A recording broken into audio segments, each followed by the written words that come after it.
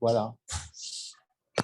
Et donc, on est à Paris, numéro 27, rue Chardon. Chardon, c'est un chardon, mais c'est aussi un lieu, un restaurant, parce que pour cette dernière séminaire, oui, avec des chercheurs, avec des artistes, il m'est venu l'idée de sortir un petit peu des écrans ou d'ouvrir à ce qui est non pas un retour à la normale, parce que je ne sais pas ce que c'est que la normale, mais en tous les cas, de repositionner le questionnement par rapport à la question des écrans. Question, mise en abîme. Et pour ça, eh ben, j'ai proposé de réinviter Marie Molin, qui nous suit et qu'on a rencontré à l'occasion d'un hommage à Jean Dupuis au mois d'avril. Voilà. Donc, j'espère qu'il n'y aura pas que moi qui apparaîtra sur cet enregistrement. On fait quelque chose un petit peu d'expérimental. Voilà. Marie, vous êtes mise en avant pour tout le monde. C'est un petit peu comme ça. Voilà. Et qu'est-ce qu'on va avancer pour cette année? Il faut que tu recoupes ton micro, Marie. Voilà. Qu'est-ce qu'on va avancer? Je vais expliquer un petit peu pourquoi on va donner une suite. Pourquoi on va donner une suite? On va donner une suite à cette proposition. Je vais reprendre un petit peu la main.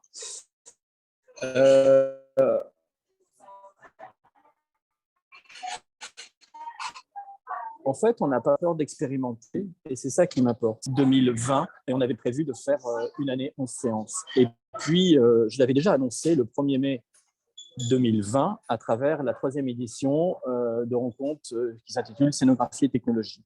La première avait eu lieu en 2002 à Paris, à la Bibliothèque nationale de France, et ça sera les 20 ans l'année prochaine. Et l'année prochaine, j'en ferai une seconde, enfin pas une seconde, une quatrième. Au départ, l'année dernière, je ne pensais pas renouveler ce séminaire. Je ne pensais pas le renouveler parce qu'il y a plusieurs questions qui se posent. J'ai tout de suite évoqué le rapport à l'asphyxie des écrans. Et puis c'est très bien parce que nous, on aime bien inventer et peut-être qu'on entend le brouhaha d'un café. Et ben, c'est un petit peu comme ça qu'on se questionne par rapport à l'art des médias.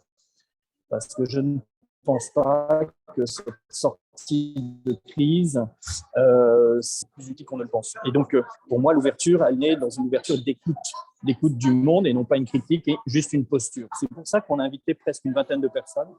Vous allez voir qu'on tourne autour de 20, une vingtaine de personnes tout au long de l'année.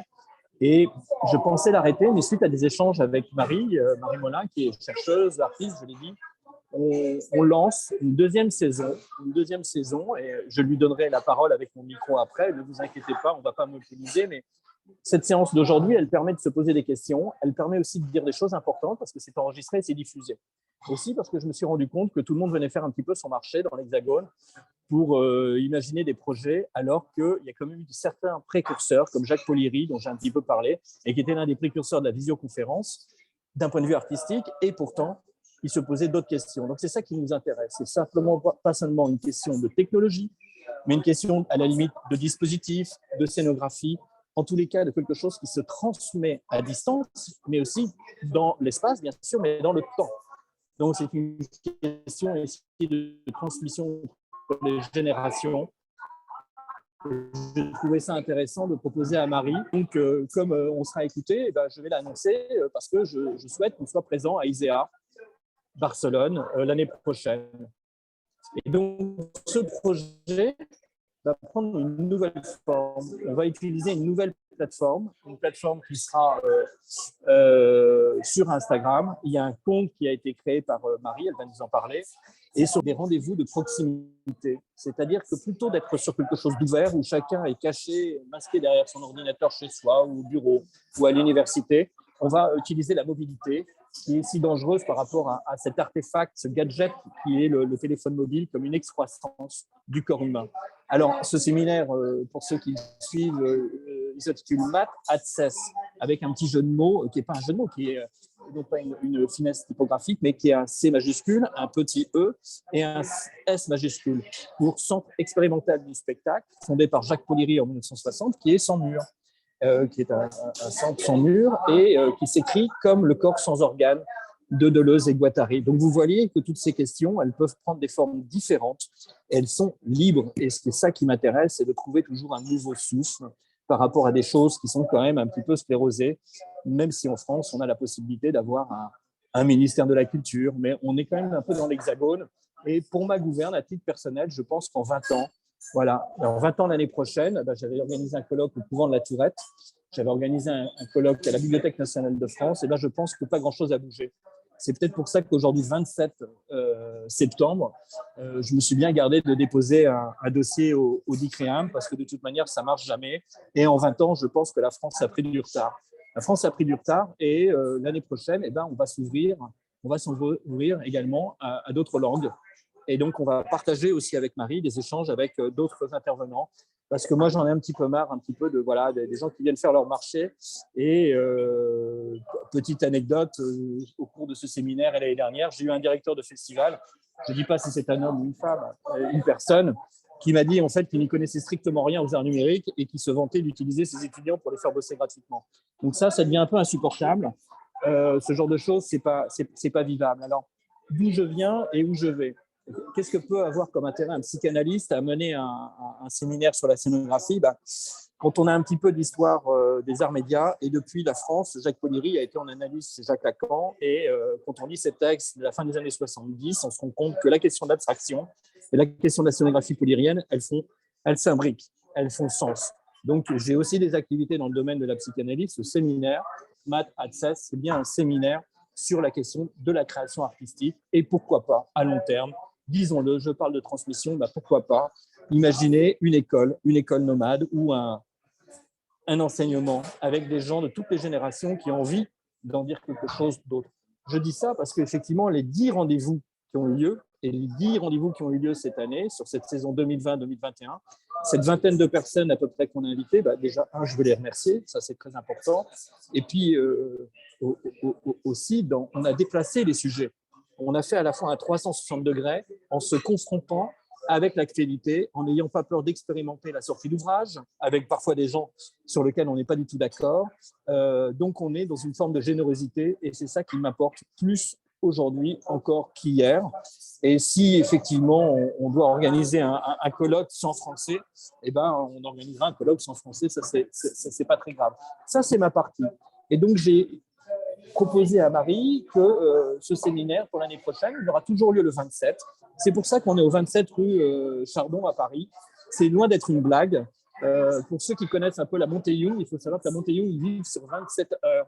Voilà, je ne sais pas si Marie a eu 27 ans cette année, mais elle vient d'avoir 28 cette année. L'année dernière, elle en avait 27. Vous voyez, tout ça est loin d'être une blague parce qu'il y a eu déjà des rendez-vous du 27 au début des années 2010. Donc, vous voyez, c'est un vieux projet, un long projet qui est plus ou moins suivi et qui va prendre la forme d'une œuvre d'art. C'est-à-dire que ce compte Instagram, ce n'est pas simplement une plateforme, c'est également un questionnement sur l'art des médias et l'archivage. Et bien évidemment, Walter Benjamin est mort dans la nuit du 26 au 27 septembre. Ça me tient très à cœur et on va pouvoir relayer depuis Benjamin jusqu'à la contemporanéité de ce questionnement que peut par exemple interroger les NFT. Et Marie a fait dernièrement un NFT qui est, à mon avis, magnifique. Et c'est très drôle parce que j'ai aperçu une œuvre très très proche de la sienne par quelqu'un qui aime dire dans tout Paris que je suis un fou. Et donc, cette personne, je crois que je vais lui inviter à suivre mon séminaire ou lui donner ma carte de visite. Mais ça, c'est mes histoires personnelles. On avait un petit peu blagué avec Marie sur quelle échelle je pouvais effectivement annoncer des choses. Donc, effectivement, je pense que c'est important d'être présent à ISEA. J'y étais plusieurs fois. C'est important de donner une carte blanche à cette personne parce que je pense qu'elle est vraiment une des meilleures chercheuses en France. Et donc, aussi, chacun prenant la parole dans ces rencontres depuis un an, le fait à titre individuel et non pas en termes d'une institution, d'une politique ou d'une théorie. Donc, ce que je dis me regarde moi, ce que fait Marie lui regarde elle, et je trouve que c'est un soulagement de pouvoir avoir ce type d'invitation. C'est le type d'invitation que j'ai dans ma pratique analytique, mais je crois que aussi c'est très nécessaire, pas simplement dans le champ des arts numériques, mais également dans le champ des arts en général. Alors, comme on est sur les 27, j'ai pris quand même 27 notes, voilà, mais on ne va pas faire 27 signes. On s'est dit qu'on allait faire 27 minutes dans ce lieu qui n'est pas du tout anecdotique. C'est un lieu dans lequel, à Paris, Les légumes sont cultivés à proximité. Il y a également du vin nature. Et il n'est pas impossible que prochainement, on puisse voir une cuvée de vin nature en hommage au Festival Sigma, dont le premier numéro en 1965 avait été fait et dessiné et illustré par Vera Molnar, qui est une artiste d'art construit. Et ce logo dessiné par IBM, pourquoi pas en faire une cuvée de vin. Donc vous voyez, ce n'est pas parce qu'on est à Paris ou en France qu'on aime la bonne nourriture. Je pense que tout le monde sur la planète a le droit de manger à sa faim et on a le droit de diffuser une diversité un petit peu de culture. Moi, j'ai dit à peu près tout ce que je voulais dire, mais je vais laisser la parole à Marie. On est parti aussi de manière très légère, c'est-à-dire qu'on n'est pas parti équipé avec une sonorisation, ce genre de choses, parce que les rendez-vous sur Instagram vont être… Voilà, c'est des vraies rencontres, pas comme au téléphone, mais deux personnes qui se rencontrent. Et donc, il y aura d'autres qui pourront les écouter. On réfléchit de quelle manière on peut échanger et pas simplement communiquer. Le village global, Macmillan, très bien. En 2021, les choses se repositionnent différemment. Donc, je vais juste mettre Marie en avant et puis je vais lui laisser la parole parce que il n'y a pas de raison que je monopolise un petit peu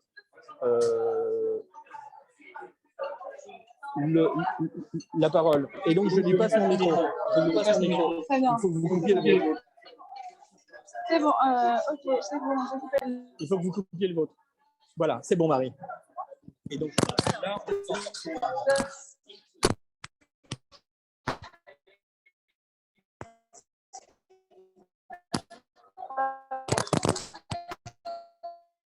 Alors,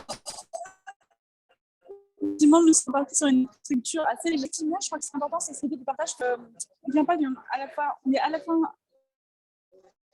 dans une démarche théorique, mais non institutionnalisée. Et donc, il y a tous ces glissements de terrain qui se font aussi entre la rencontre et le partage réel. Et d'où aussi l'idée du restaurant est de terminer cette saison sur une forme de rencontre, en fait, rencontre assez informelle. Alors, effectivement, la plateforme Instagram va prendre le relais à partir de maintenant et qui va effectivement, comme le soulignait Franck, servir à la fois de plateforme d'échange, de plateforme d'archivage, mais aussi d'habitat, de réserve, je dirais, de réserve, peut-être de partage de connaissances, de partage de points de vue aussi. Et effectivement, alors on va faire le format de vidéo sur 25 minutes et ce sera donc en bilingue. Donc, tranquillement, animant les débats et je me chargerai également de la partie bilingue puisque voilà, nous inviterons, je l'espère, nous l'espérons donc, de tout cœur, donc des intervenants à la fois français mais aussi à la fois à l'international. L'idée, c'est d'ouvrir le champ des médias à une pratique qui soit non franco-uniquement, notamment par exemple aux Pays-Bas, je pense à l'Angleterre, je pense aux États-Unis, je pense à l'Allemagne, je pense au Japon, je pense à plein de choses. En tout cas, voilà, l'idée, c'est d'avoir des intervenants de tous horizons pour que nous puissions grandir ensemble. Et justement, le restaurant, c'est aussi la métaphore du partage et du repas, donc d'échanges d'idées qui se mettent en place autour d'échanges informels. Alors, effectivement, il y a du bruit, il y a des choses qui viennent parasiter, mais effectivement, on n'est pas dans une forme de théorie de l'information pure, on est dans le bruit, on est dans les échanges qui s'esquissent et qui sont poétiques et qui sont en dehors de ce qu'on peut capter de manière extrêmement formelle. Voilà, que vous dire d'autre en plus ? Donc, je suis très heureuse de participer à ce projet. Je remercie encore une fois Franck de m'avoir invité. C'était très plaisant pour moi, c'est toujours d'ailleurs. Et nous sommes très impatients de commencer une saison 2, si on peut appeler ça comme ça, à l'américaine, justement. Voilà, alors effectivement, moi, pour me présenter un petit peu, je suis à la fois chercheuse et artiste numérique. J'enseigne aussi donc, cette année en BTS design graphique. Donc, j'ai une pratique à la fois de designer, d'artiste et j'ai fait donc, une thèse de DSRA en archéologie des médias et art numérique. Et donc, voilà, toutes mes questions, mon objectif, c'est stratifier autour de qu'est-ce que l'art numérique ou qu'est-ce que sont les arts numériques plutôt. Comment est-ce qu'on peut avoir un retour à la fois philosophique, à la fois esthétique dessus, sans pour autant en fait les stigmatiser et être stigmatisés par eux-mêmes, hein, puisque comme vous le savez, les médias à la fois nous façonnent et nous sommes façonnés par eux. Tous les questionnements que je provoque travaille aussi sur la nouveauté, sur le concept de qu'est-ce qui est nouveau, qu'est-ce qui n'est pas, qu'est-ce que la réécriture. Et je démarche et j'entame cette démarche dans le cadre aussi de l'étude de la blockchain et des non-fungible tokens pour savoir ce que sont vraiment en fait, ces ovnis de la création qui sont en train d'être mis en place aujourd'hui, que nous comprenons tous avec une petite parcelle. Et justement, je pense qu'en mettant les parcelles bout à bout, d'un point de vue à la fois économique, sociologique, philosophique, mais également esthétique, on pourra en avoir un aperçu beaucoup plus adéquat peut-être, et on pourra commencer à en tirer des enseignements, si enseignements nous devons en tirer. Voilà. Est-ce que Franck, tu veux rajouter quelque chose? Est-ce que Ok, je repasse le micro à Franck.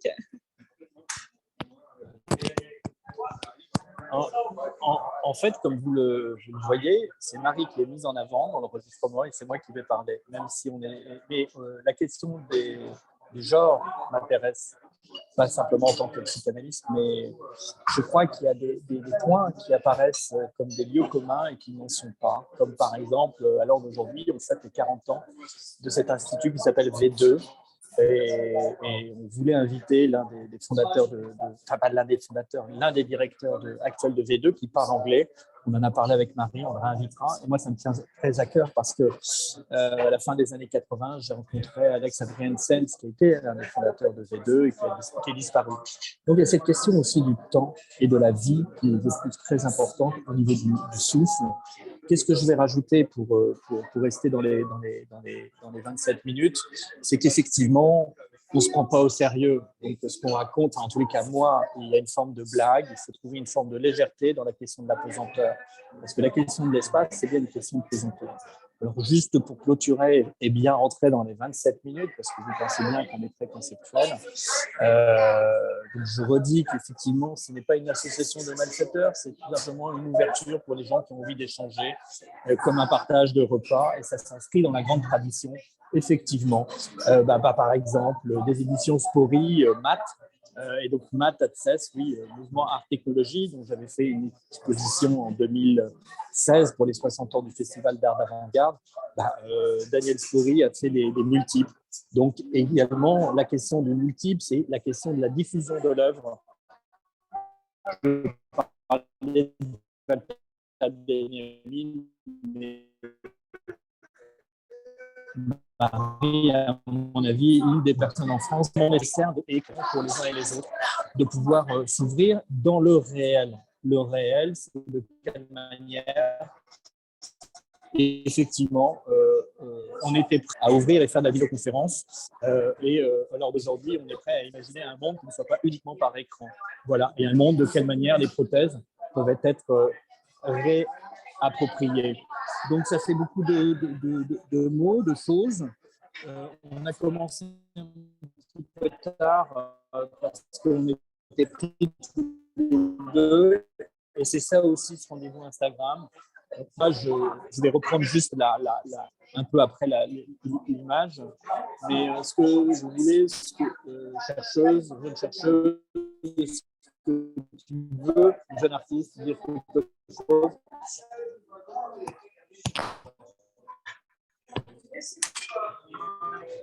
Peut-être on va clôturer un peu doucement tous les deux. Alors, une fois, effectivement, c'est cette question du multiple, de la démultiplication, du déploiement, du déploiement, même presque, question presque du psychologisien, comme ça qu'on essaie de mettre en place. Je pense qu'on peut dire de belles choses et des choses très importantes sans se prendre forcément au sérieux et être monté dans un cadre qui soit à la fin étouffant. Et je crois sincèrement que c'est le but de ce séminaire, même si séminaire, ça peut paraître un grand mot, voilà, c'est un échange, une rencontre, des rencontres. Et effectivement, la plateforme Instagram nous a paru la plus appropriée par sa légèreté, le support, le format, sa souplesse et parfois sa rigidité de format. Mais en tout cas, voilà, elle permet des choses simples, une diffusion légère où on a été aussi contraint, et ça je pense que c'est une bonne contrainte, de repenser le format pour l'adapter à des publics qui soient peut-être différents ou toucher des personnes qui ne seraient pas forcément intéressées au premier abord par l'art médiatique ou les arts des médias ou les arts numériques sont des questions reliées au numérique. Et voilà, donc tout l'effort de ce travail, c'est d'engager une discussion et je pense sincèrement que ça va continuer, que ça va se déplier de la meilleure façon possible. Voilà, ce sera tout pour moi.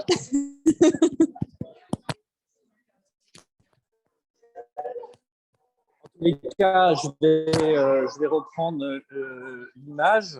Je ne sais pas si on nous entend bien d'ailleurs, mais moi qui aime beaucoup William Burroughs, qui est souvent cité, on cite Debord, on cite William Burroughs, on cite beaucoup de monde dans les arts médias. Vous voyez, attendez, je reprends. Voilà, je vais réapparaître pour vous dire au revoir, mais simplement ce soir, là, vous voyez le décor.